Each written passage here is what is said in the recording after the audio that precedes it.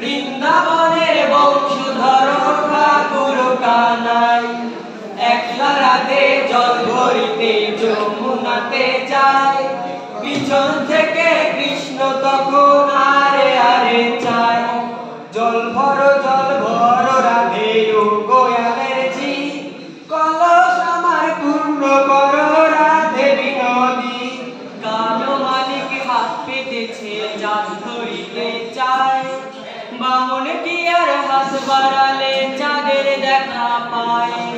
কালো কালো করিস না গোয়ালের ঝি, আমায় বিধাতা করেছে কালো, আমি করব কি। এক কালো যমুনা জল সর্বপ্রাণী খায়, আর এক কালো আমি কৃষ্ণ সকল রাধে যায়। এই কথা বলিয়া কানাই বাঁশি হাতে নিয়ে